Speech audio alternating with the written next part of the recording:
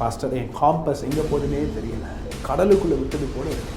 It's like I am put it into a sea. இன்றைக்கு இந்த நிகழ்ச்சியை பார்க்குற ஒவ்வொரு பேரையும் தேவன் ஒரு புதிய தைலத்தினால், ஒரு புதிய அபிஷேகத்தினால் நிரப்பியிருக்கிறார்.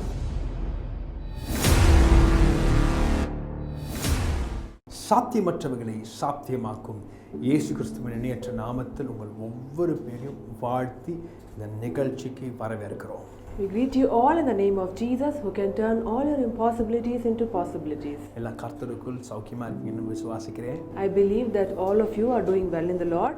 உங்க ஒவ்வொரு பேருடைய ஜெப குறிப்புகளுக்காக நாங்கள் தொடர்ந்து ஜெபித்துக் கொண்டிருக்கிறோம். We have been praying for all your prayer requests. நீங்க அனுப்புகிற எல்லா ஜெப குறிப்புகளும் எங்களிடத்தில் வருகிறது என்பதை நீங்கள் மறந்து விடாதீர்கள். Do not forget that all your prayer requests have been coming to us.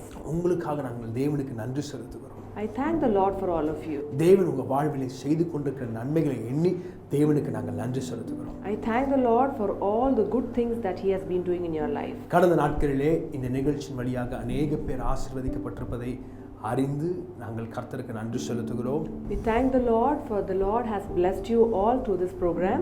இன்றைக்கும் தேவன் உங்களோடு கூட பேசப் போகிறார். Even today God is about to speak to you. இந்த வாரம் ஒரு சிறப்பான வாரம். This week is a great week. உலகம் முழுவதும் இருக்கிற திருச்சபைகள் ஒரு கொண்டாடுகிற வாரம். This is a week where the worship centers and the churches around the world will be rejoicing. இந்த லாக்டவுன் சமயத்தில் எப்பொழுதும் கொண்டாடுவது போல் சபைகள் இந்த நாட்களிலே கொண்டாடக்கூடிய நிலைமையில் இல்லாமல் இருக்கலாம்.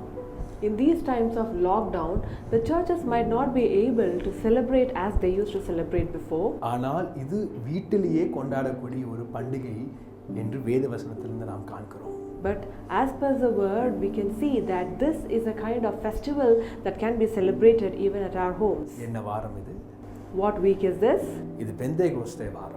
This is a Pentecostal week. Pentecost என்கிற ஒரு நாள் வந்த பொழுது, when the day of Pentecost had come, தேவன் மேல் வீட்டு அறையிலே அபிஷேகத்தோடு இறங்கினார். The anointing of the Lord came at the upper room. தேவன் அபிஷேகத்தினால் ஒவ்வொரு பேரையும் நிரப்பினார். God filled us with His anointing. 120 பேர் கூடியிருந்தார்கள். There were 120 people who had gathered there. அந்த நாளிலே 120 பேரையும் அபிஷேகத்தினால் நிரப்பினார். And God filled all those 120 people. அவர்கள் தேவனுக்காக அதற்கு பின்பாக பிரகாசித்தார்கள். And after that they shined for God. இந்த வாரத்திற்கு பின்பாக தேவன் உங்களையும் பிரகாசிக்க கிருபை செய்வாராக. After this week, let God help you to shine well. இவர்களே எங்கே கூடியிருந்தாங்க? Where did they all assemble? ஆலயத்தில் அல்ல. They did not assemble at the church. அவர்கள் வீட்டிலே கூடியிருந்தார்கள். They were assembled at home. முதல் அபிஷேகம் ஊற்றப்பட்டது ஒரு ஆலயத்தில் அல்ல. The first anointing did not come in a church. ஒரு பெரிய கட்டடத்தில் அல்ல. It did not come in a big building. இல்லை என்றால் மிகவும் அழகான தொழில்நுட்பங்களோடு கட்டப்பட்ட ஒரு மிகப்பெரிய கோபுரத்தில் அல்ல. It did not come in a place where there was a beautiful architecture. இந்த அபிஷேகம் வந்தது ஒரு எளிமையான வீட்டிற்குள்ளே. This anointing came in a humble house. ஒரு வீடு. It was a house. இன்றைக்கு உங்க வீட்டுக்குள்ள தேவன் உங்களை அபிஷேகம் பெற்றவராய் மாற்ற வல்லவராய் இருக்கிறார். Today at your homes God is able to fill you with His anointing. இன்றைக்கு இந்த நிகழ்ச்சி ஒரு சிறப்பான நிகழ்ச்சி. This program is a great program today. இன்றைக்கு உங்களுக்காக ஏற்படுத்தின ஒரு சிறப்பான நிகழ்ச்சி. This program has been specially designed for you. இந்த நிகழ்ச்சியின் வழியாக अनेक பேரை தேவன் அபிஷேகத்தினால் நிரப்ப போகிறார் என்று கர்த்தருக்குள் விசுவாசிக்கிறேன். I believe in the Lord that through this program God is about to fill you with His Holy Spirit. அபிஷேகத்தினால் நிரம்ப ஆயத்தமா? Are you ready to be filled with His Holy Spirit? வாசிப்போம் வேதத்திலிருந்து ஒரு வசனத்தை. Let's read a verse from the Bible.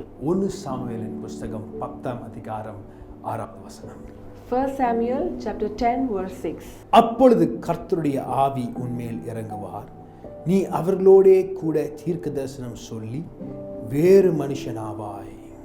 Then the Spirit of the Lord will come upon you, and you will prophesy with them and be turned into another man. இன்றைக்கு இந்த நிகழ்ச்சியை பார்த்து கொண்டிருக்கிற உங்க ஒவ்வொரு பேரை பார்த்து தேவன் சொல்லுகிறார். Today God is telling each and every one of you who is watching this program, கர்த்தருடைய ஆவியானவர் உங்க மேலே இறங்க போகிறார். The Spirit of the Lord is about to come on you. நீங்கள் தீர்க்க தரிசனம் உரைத்து வேறொரு மனிதராய் மாறுவீர்கள். You will be filled with His Holy Spirit and you will be turned into another man. இது யாரிடத்திலே பேசப்பட்ட வார்த்தை? To whom was this word spoken? கழுதையை தேடி சென்ற சவுலிடத்திலே பேசப்பட்ட வார்த்தை. This word was spoken to Saul, who went searching for donkeys. Kish என்று சொல்லப்படுகிற ஒரு நபர் காணப்பட்டார். There was a person named Kish. அவருக்கு அநேக கழுதைகள் காணப்பட்டது. He had many donkeys. ஒரு பகுதி கழுதைகள் காணாமல் போய்விட்டது. And there were some of his donkeys which were lost. அதை தேடுவதற்காக தன்னுடைய குமாரனாகிய சவுலையும் அவனோடு கூட ஒரு வேலையாளையும் அனுப்புகிறார். And to search for those donkeys, he sent his son Saul and a servant along with him. சவுலும் அவனோடு கூட ஒரு வேலையாளும் சேர்ந்து அநேக மலை தேசங்களுக்கும் பள்ளத்தாக்கு இடங்களுக்கும் சென்று இந்த கழுதைகளை தேடுகிறார்கள். And the Saul and his servant, they went in search of these donkeys to all the mountains and the valleys. கொஞ்ச நாள் கடந்த பின்பு சவுல் வேதனையோடு அந்த வேலையாட்கள் இடத்திலே சொல்லுகிறான். After many days, with pain, he is telling to this servant, என்னுடைய தகப்பனார் கழுதைகளை குறித்து கவலைப்படுவதை விட்டுவிட்டு இப்பொழுது என்னை குறித்து வருத்தப்பட்டு கொண்டிருப்பார். My father would have stopped worrying about these donkeys and would have started worrying about me. மகனை அனுப்பும் பொழுது கழுதைகளை குறித்து உண்டான கவலைகளினாலே தன் மகனை அனுப்பினார். When he was sending his son, he was worrying about the donkeys, and that is the reason that he sent his son. நாட்கள் சென்ற பின்பு இப்பொழுது சவுலை குறித்ததான பாரம். After many days, now he would be worrying about Saul. Saul அவ்வளவு முக்கியத்துவம் வாய்ந்த ஒரு மகனாக இருந்ததாக நமக்கு தென்படவில்லை. It doesn't look that Saul was an important son for him. கொஞ்சம் ஃப்ரீயா இருக்கிற நபராய் இருப்பதனால தான் போய் கழுதையை போய் கண்டுபிடிச்சிட்டு வாடான்னு அனுப்புறார் அப்பா. Because he was a person without much work, his father would have sent him in search of donkeys. இப்படிப்பட்ட அனுபவங்கள் எனக்கும் இருக்கிறது. I have such experiences in my life. அநேக ஆண்டுகளுக்கு முன்பாக என்னுடைய ஊழியத்தின் ஆரம்பத்தின் நாட்களிலே Many years ago, during the initial stages of the ministry, எனக்கு அநேக ஊழியங்கள்லாம் இல்லாமல் காணப்பட்டது. I was a person without much ministry. திருமணம் ஆவதற்கு அநேக வருடங்களுக்கு முன்பாக. It was much before I could get married. அப்பப்ப அங்கங்க கூட்டங்கள் வரும். There were meetings here and there. சபையில நேரத்தை செலவிடுவேன். I would spend my time in the church. ஆனால் எனக்கு ஃப்ரீயா நிறைய டைம் இருக்கும். But I had a lot of free time. அப்ப என்னுடைய அம்மா வீட்ல இருந்து எனக்கு காய்கறி வாங்குறதுக்காக அனுப்புவாங்க. That is when my mother would send me to buy vegetables. நான் பொடி நடையா நடந்து போவேன். I would go by walk to buy the vegetables. நல்ல மொட்டை வெயில்ல போய் காய்கறி வாங்குறதுக்காக போவேன். It would be very hot and I would go all the way walking to buy vegetables. எங்க அம்மா சொன்ன லிஸ்ட் எல்லாம் வாங்கிட்டு வருவேன். I would buy all that she would have listed out. வீட்டுக்கு வந்து எங்க அம்மா கையில கொடுத்த உடனே தான் எங்க அம்மா சொல்லுவாங்க, டேய் நான் தக்காளி வாங்க சொல்ல மறந்துட்டேன்டா. As soon as I could come home, immediately my mother would say, "Oh, I forgot to ask you to buy tomatoes." நான் உடனே மீண்டும் போவேன் அந்த தக்காளி வாங்குறதுக்காக. Immediately I would go back again to buy the tomatoes. அதே மொட்டை வெயில்ல மெதுவா நடந்து போவேன். With the same hot sun, I would go walking. போய் வாங்கிட்டு அதை வீட்டுக்கு கொண்டு வருவேன். I would go buy them and come back home. அப்பதான் எங்க பாட்டிக்கு ஞாபகம் வரும், ஐயோ கொத்தமல்லியை மறந்துட்டோமே. Immediately my grandmother would remember that she had forgotten to ask me to buy coriander leaves. அப்போ ஒரு கோவம் வரும். And then I would get angry. என்ன சும்மா என்ன அனுப்பிட்டு இருக்கீங்க? Why are you simply sending me? எத்தனை வாட்டி அனுப்புவீங்க? How many times will you send me? ஒரே முறையில் எல்லாத்தையும் போட்டு அனுப்ப முடியாதா? Couldn't you list everything at once and send me? அப்ப எங்க அம்மா ஒரு கேள்வி கேட்பாங்க. And my mother would look at me and ask, உனக்கு இது விட்டா வேற என்னடா வேலை இருக்கு? You don't have any other work apart from this, right? போய் இதை செஞ்சுட்டு வா. Go and do this. என்ன இருக்கு? போய் செஞ்சுட்டு வா. What is there? Go and do it. Walking நல்லதுதான், போயிட்டு வா. Walking is good for your health, so go. அதிக அலுவல் இல்லாததுனால நிறைய காரியத்துக்காக பயன்படுத்திட்டு இருப்பாங்க. Because I did not have much work, they would use me for a lot of things. நான் சொல்லும்போதே நிறைய பேர் அதே நிலைமையில் இருக்கீங்கன்னு தெரியுது எனக்கு. As I am telling this, I know many of you are also in the same situation. சில பேருக்கு இப்படிப்பட்ட அனுபவத்துல போன நிலைமையும் இருக்கு. Some of you have been in such situations before. பெரிய நோக்கம் எதுவும் இல்லாதவன் Saul. This Saul did not have any great future. தன் எதிர்காலம் எப்படிப்பட்டதாய் இருக்கும் என்று அறியாத Saul. This Saul did not know how his future would look like. அப்பொழுது அந்த வேலையாள் சவுலை பார்த்து சொல்லுகிறான். And this servant would look at Saul and tell him, இந்த பகுதியில் ஒரு தீர்க்கதரிசி இருக்கிறான். there is a prophet in this place. அவரிடத்திலே போனால் இந்த கழுதை எங்க இருக்கிறது என்று சரியாக காண்பிப்பாராம். If we can go to him, he will show us where these donkeys are. அதை எண்ணி அந்த தீர்க்கதரிசி இடத்திலே சென்றான். So they went in search of this prophet. அவன் தீர்க்கதரிசி இடத்திலே செல்லும் பொழுது எதிர்பார்த்தது எல்லாம் கழுதையை குறித்து. When they went and met this prophet, all their expectations was about this donkey. ஆனால் கர்த்தர் அவனை குறித்து வெளிப்படுத்த ஆரம்பித்தார். But God started revealing about himself. இன்றைக்கு இந்த நிகழ்ச்சியை நீங்கள் பார்க்க வந்திருப்பது எதை குறித்து என்று எனக்கு தெரியாது. Today I don't know with what expectation you are listening to this program. ஆனால் உங்களை குறித்து தேவன் வெளிப்படுத்திக் கொண்டிருக்கிறார். But God is revealing about you. உங்களுடைய எதிர்காலத்தை குறித்து வெளிப்படுத்திக் கொண்டிருக்கிறார். He is revealing about your future. சாமுவேலை சந்தித்த சவுலுடைய எதிர்காலம் எப்படி மாறினதோ இன்றைக்கு இந்த நிகழ்ச்சியை பார்க்கிற உங்க ஒவ்வொரு பேருடைய எதிர்காலத்தையும் தேவன் மாற்ற வல்லவராய் இருக்கிறார். Just like how the future of Saul was changed after meeting Samuel, your future also will change after seeing this program. அப்பொழுது சாமுவேல் தீர்க்கதரிசி சொன்ன வார்த்தையை தான் நம்ம இப்ப வாசித்தோம். The same words that Samuel told those days is what we are reading right now. அப்பொழுது கர்த்தருடைய ஆவி உன்மேல் இறங்குவார். Then the Spirit of the Lord will come on you. நீ வழியில போகும்போது நீ சில தீர்க்கதரிசிகளை சந்திக்க போகிற. When you go on your way, you will meet some prophets. சில அபிஷேகம் பண்ணப்பட்டவர்களை பார்க்க போறீங்க. You will see some anointed men. அவங்க தேவனை துதித்துக் கொண்டே வருவார்கள். They will praise God and they will be walking. நீ அவர்களோடு கூட செல்லும் பொழுது நீ ஒரு ஆவியானவர் உன்மேல இறங்குவார். When you walk along with them, the Spirit of the Lord will come on you. அப்பொழுது நீ தீர்க்கதரிசனம் உரைப்பாய். Then you will start prophesying. நீ தீர்க்கதரிசனம் உரைப்பாய். You will start prophesying. உன்னுடைய எதிர்மறையான காலத்தை மாற்றக்கூடிய வல்லமையை தேவன் உன் நாவிலே வைப்பார். God will keep those words in your tongue that will change all your negative situation. முதல்ல ஆவியானவர் மேல இறங்குவார். First, the Spirit of the Lord will come on you. அப்பவே மாற்றம் நடக்க ஆரம்பிக்கும். Then the changes will begin to happen. அப்பொழுது நீ தீர்க்கதரிசனம் உரைப்பாய். Then you will start prophesying. தீர்க்கதரிசனம் என்றால் நன்மையானதை குறித்து நீ பேச ஆரம்பிப்பாய். Prophesying in the sense you will start talking about the good things. உன் எதிர்காலத்தை குறித்து நீ பேச ஆரம்பிப்பாய். You will start talking about your future. உன் எதிர்காலத்தை குறித்து மாற்றக்கூடிய அபிஷேகத்தை தேவன் உன் நாவிலே வைப்பார். God will keep that anointing in your tongue that can change your future.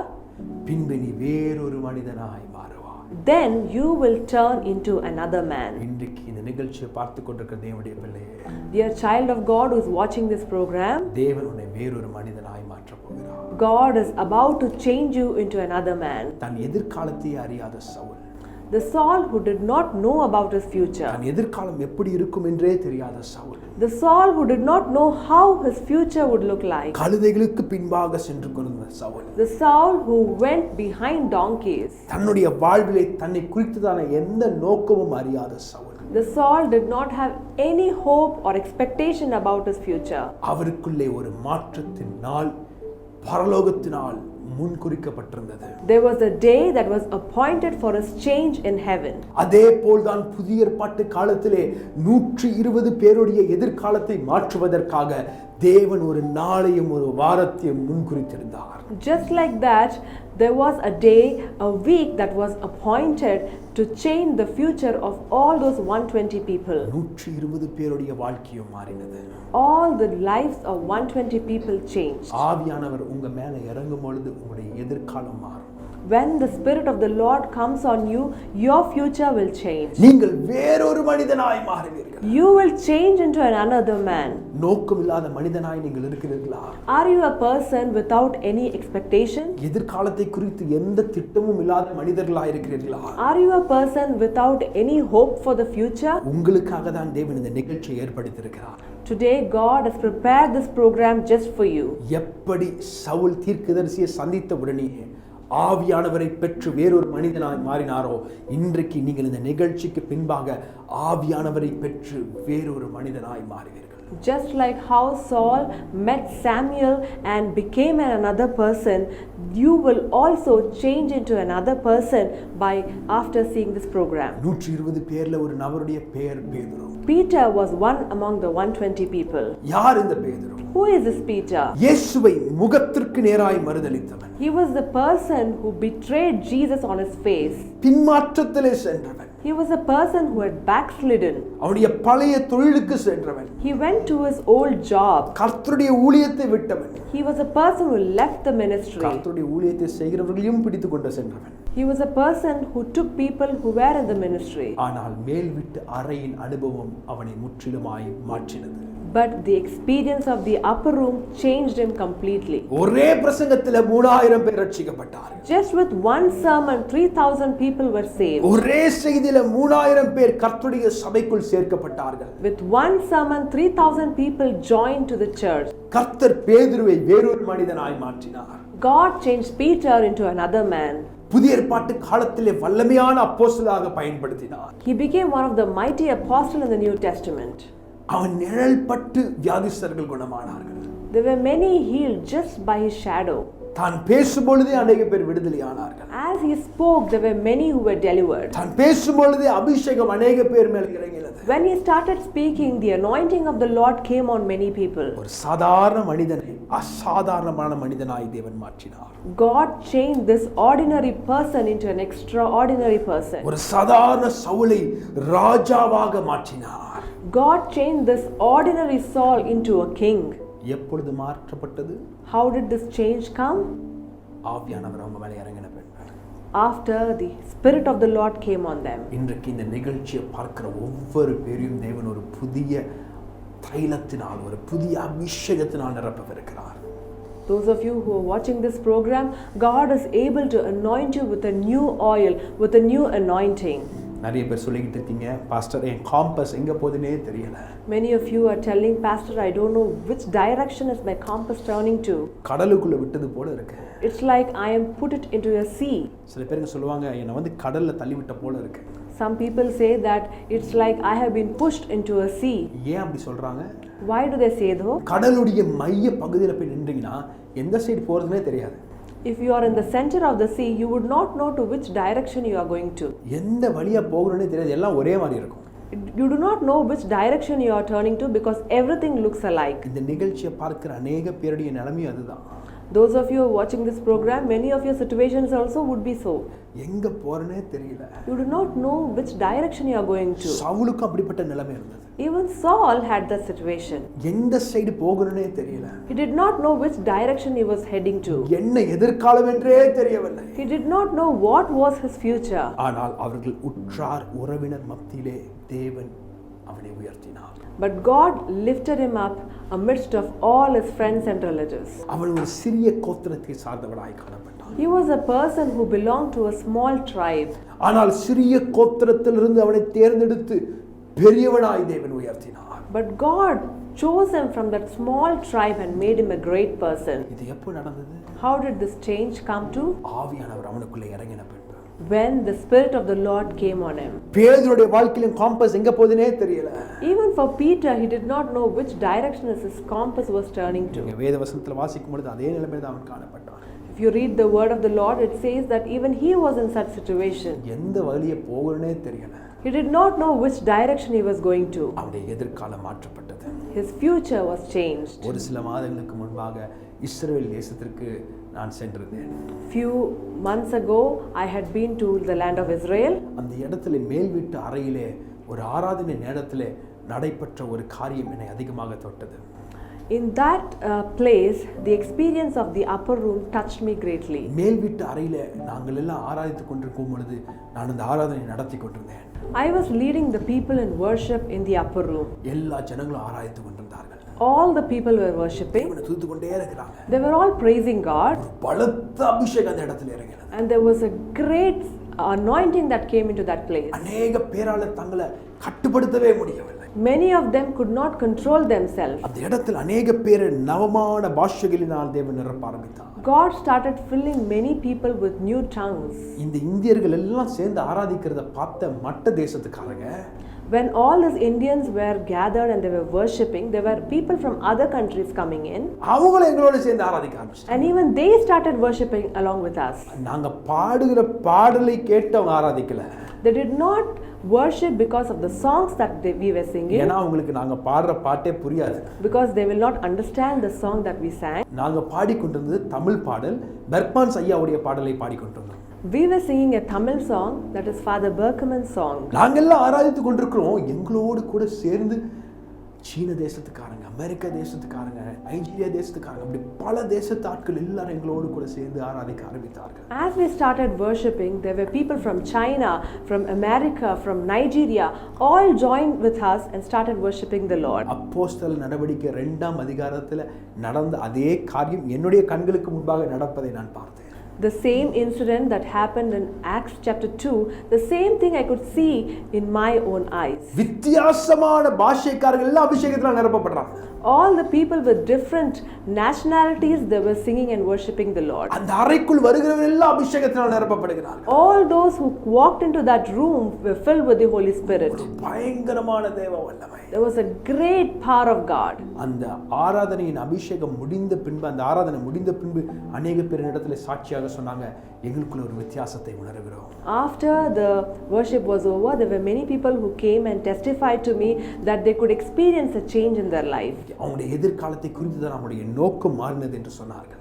The vision about the future had changed. அதை தேவன் உங்களுக்கும் செய்ய வல்லவராய் இருக்கிறார். God is able to do that even for you. இந்த சவுல் என்கிற மனிதன் அபிஷேகம் பண்ணப்பட்ட பின்பு அவருக்குள்ள இன்னொரு மாற்றம் வந்தது. This Saul, after he was anointed, there was another change that happened to him. ஒரு மிகப்பெரிய தைரியம் அவருக்குள்ள வந்தது. He had a great courage in him. கழுதையை தேடி செல்கிற ஒரு நபர். He was a person who went behind donkeys. கழுதையை தேடி சென்று கொண்டிருந்த சவுலுக்குள்ளே ஒரு அசாதாரணமான தைரியம், தேசத்தை ஆளக்கூடிய தைரியம் வந்தது அபிஷேகம் பெற்ற பின்பு. This Saul, who went in search of donkeys, after he was anointed, he received a supernatural boldness. தேசத்தை ஆள ஆரம்பித்தான். He started ruling the nation. பல தேசங்களிலிருந்து தன்னுடைய தேசத்தை காப்பாற்ற ஆரம்பித்தான். He started saving his nation from the other countries. பேதுருக்குள்ள தைரியம் இல்லாதவனாக தான் காணப்பட்டான். Even Peter was not a bold person. இயேசுவோடு இருந்தவனா என்று கேட்ட உடனே அவன் சொன்னான், ஐயோ இவர் யார் என்றே எனக்கு தெரியாது. When they asked him, are you the person who was with Jesus? He said, no, I don't know who he was. இயேசுவை முகத்திற்கு நேராக 3 தடவை மறுதலித்தவன். He was a person who betrayed Jesus thrice. ஆனால் மேல் வீட்டு அறையின் அனுபவத்திற்கு பின்பாக கூட்டத்தின் மத்தியிலே எழும்பி நின்று சொல்லுகிறான். But after the experience of the upper room, he testifies amidst of a big crowd. நீங்கள் நிந்தித்து கொன்ற இயேசு கிறிஸ்துவை பிரசங்கம் பண்ணுவதற்காக உங்கள் மத்தியிலே நான் இருக்கிறேன். I have come here to preach the same Jesus whom you had betrayed. அவர் மரித்தார், ஆம் மரித்தது உண்மைதான், ஆனால் 3ஆவது நாள் உயிரோடு எழும்பினார். Yes, he was dead, it is true, but on the 3rd day he was resurrected. எப்படி இந்த அசாதாரணமான தைரியம் வந்தது? How did he get the supernatural boldness? மேல் வீட்டு அறையின் அனுபவத்திற்கு பின்பாக. After the experience of the upper room. இன்றைக்கு நீங்கள் மேல் வீட்டில் இருக்கலாம், இல்லை கீழ் வீட்டில் இருக்கலாம். உங்கள் வீட்டில் இருக்கும்பொழுதே தேவன் அப்படிப்பட்ட அசாதாரணமான அபிஷேகத்தினாலே உங்களை நிரப்ப வல்லவராக இருக்கிறார். Maybe you are at the upper house or at the lower house, wherever you are, God is able to fill you with the supernatural anointing. நீங்களும் வேறொரு மனிதனாய் மாறணுமா? Do you want to change into another person? முழங்கால் படிடுங்க, உங்களுக்கு நான் ஜெபிக்க போகிறேன். Kneel down and I would want to pray for you. பரிசுத்தமுள்ள நல்ல பிதாவே, உமக்கு கொடான கோடி நன்றிகளை செலுத்துகிறேன். Loving Heavenly Father, I thank and praise you, Lord. அன்றைக்கு தீர்க்கதரிசியை அனுப்பி சவுலுடைய எதிர்காலத்தை மாற்றினீர். Those days you sent a prophet and changed the life of Saul. இன்றைக்கு உம்முடைய அடியானை அனுப்பி இவருடைய எதிர்காலத்தை நீர் மாற்றுவதற்காக உமக்கு நன்றி. Today you are sending me and changing the life of your children, and thank you for that, Lord. இன்றைக்கு அவர்களை பார்த்து சாமுவேல் சொன்ன அந்த வார்த்தையை நான் சொல்லுகிறேன். Today I am looking at them and speaking those words of Samuel. உன் மேல் ஆவியானவர் இறங்குவார். The Spirit of the Lord will come on you. நீ தீர்க்க தரிசனம் உரைப்பாய். You will prophesy. நீ வேறொரு மனிதனாய் மாறுவாய். You will change into another man. இந்த நாட்களுக்கு பின்பாக இவர்கள் வேறொரு மனிதனாய் மாறட்டும். After these days, let them change into another man. அநேக பேருடைய சிரசின் மீது ஒரு ராஜரீக அபிஷேகத்தை நீர் வைப்பதற்காக நன்றி. Let the anointing of the kingship come on many people, Lord. இந்த நாட்களுக்கு பின்பாக அநேக பேர்களை நீர் ஊழியராய் எழுப்ப போகிறீர். அதற்காக உமக்கு நன்றி. After these days, you will be raising up many ministers for your work. Thank you, Lord. அநேக பேர் தேவனுடைய கரத்திலே கருவியாய் பயன்படுத்தப்பட போகிறார்கள். Many people will be used as an instrument in your hand. அதற்காக உமக்கு நன்றி. Thank you, Lord, for that. இப்பொழுது நான் ஜெபிக்கும் பொழுது மேல் வீட்டு அறையின் அனுபவங்களை இப்பொழுதே ஒவ்வொரு பேரை உணர கிருபை செய்வீராக. As I am praying, let all of these children experience the upper room experience, Lord. ஒவ்வொரு பேரையும் உம்முடைய அபிஷேகத்தினால் நிரப்புவதற்காக நன்றி. Thank you, Lord, for you will be filling each and every one with your Holy Spirit. ஒரு அக்கினி அந்த வீட்டுக்குள்ள இறங்குவதாக. And let a fire come into that house. அவங்க இருக்கிற அறைக்குள்ள ஒரு அக்கினி இறங்குவதாக. Let fire come into the rooms, Lord. வேறொரு மனிதர்களாய் மாறுவார்கள். Let them change into another man. ஆண்டவரே, இதுவரைக்கும் இல்லாத ஒரு அசாதாரணமான தைரியத்தினால் நிரப்பும். Lord, fill them with a supernatural boldness that was never found before. அவருடைய எதிர்காலத்தை நீர் மாற்றுவீராக. Change the future, Lord. நீர் மாற்றினதற்காக நன்றி. Thank you, Lord, for you have changed it. இயேசுவின் மூலம் ஜெபம் கேளும் என் ஜீவனுள்ள பிதாவே. In the name of Jesus we pray. Amen. Amen. இந்த செய்தி உங்களுக்கு ஆசீர்வாதமாக இருந்திருக்கும் என்று கர்த்தருக்குள் விசுவாசிக்கிறேன். I believe that this message has been a blessing to you. நீங்கள் பெற்ற அனுபவங்களையும் சாட்சிகளையும் எங்களிடத்திலே தெரிவிக்க மறந்து விடாதீர்கள். Do not forget to share all your testimonies and experiences with us. அடுத்த வாரம் உங்களை சந்திக்கும் வரை உங்களிடமிருந்து விடைபெறுவது உங்கள் சகோதரன் நண்பன் போதகர் Justin Samuel Jamie. Until I meet you again next week, this is your brother, friend, Pastor Justin Samuel signing off along with Jemmy. கர்த்தர் உங்களை ஆசீர்வதிப்பாராக. May the Lord bless you all.